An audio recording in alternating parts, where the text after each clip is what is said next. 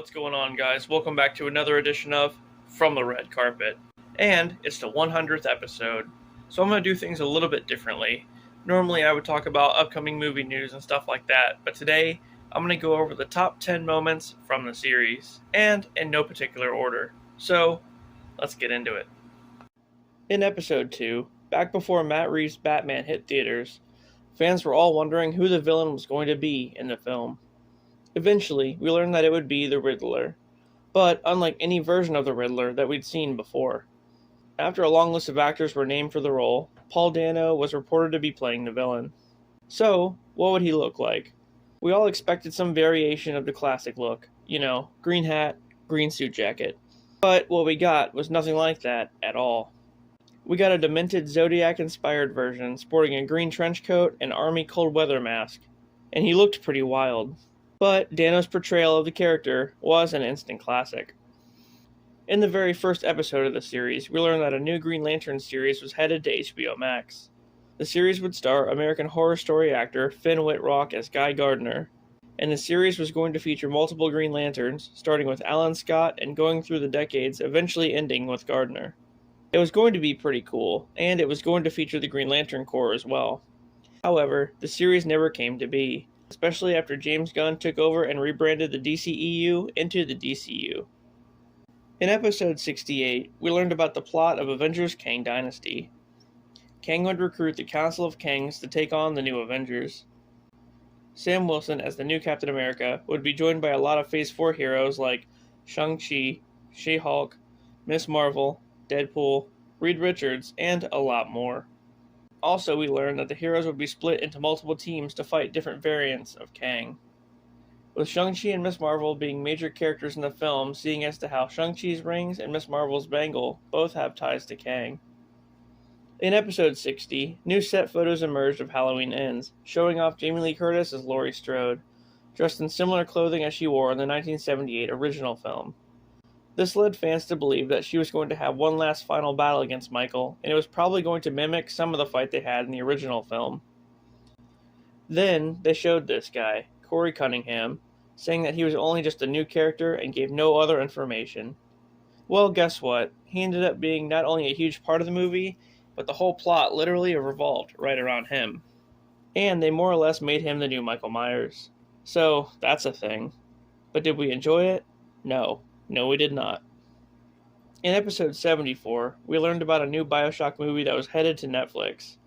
After the back and forth with the plans for the movie back in 2013, and it finally getting thrown out, we lost all hope of a film adaptation of the game. However, then we heard that it was being revived and was going straight to Netflix. Not only that, but it was going to be extremely close to the source material.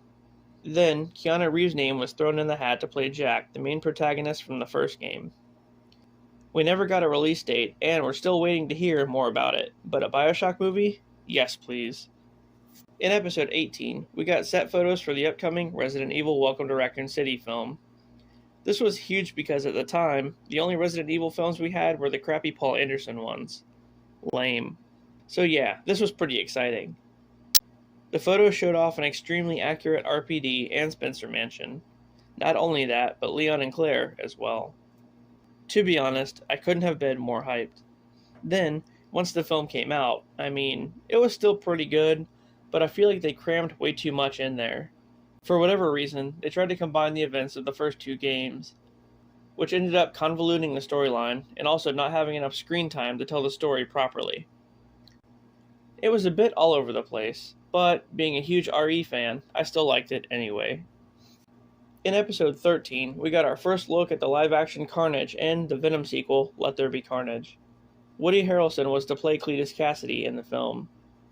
The photos were great, and he looked menacing. The craziest of the shots, though, was one of Cletus turning into Carnage. Instead of the symbiote encasing him, like we're all used to seeing, his body morphs into Carnage. It's pretty odd and just different. But anyway, the film turned out to be pretty good. The fight scenes between Carnage and Venom were intense, and Woody Harrelson did a great job. In episode 31, we heard that Andrew Garfield was returning after No Way Home to be Sony's Spider-Man yet again, this time in The Amazing Spider-Man 3. and that Sony planned to merge this film with Venom 3, causing Spider-Man and Venom to finally come face to face.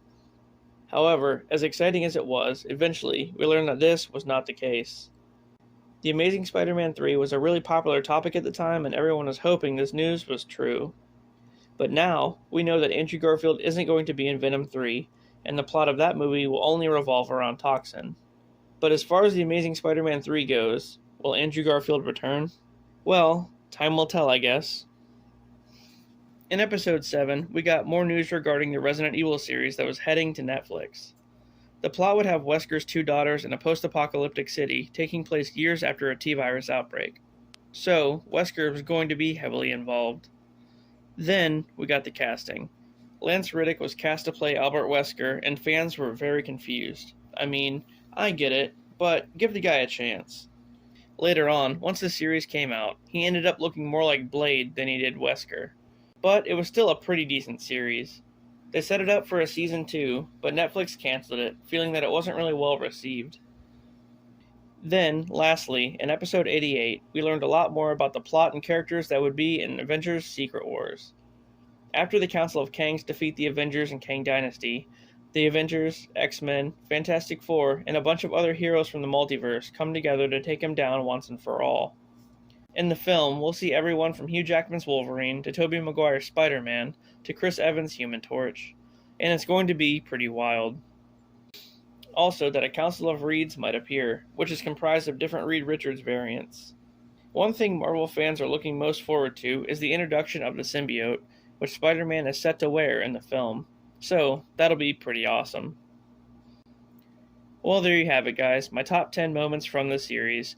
There are a lot more, but it was hard to kind of pick 10 of them, so there you go. But I will say, I'm looking forward to many more episodes, and maybe, come next year, I might change the format and start doing live shows. I'm not really certain, but it's just an idea for now. Anyway, thanks for watching and checking out my movie news over the years. And with that, I'll see you guys on the next one.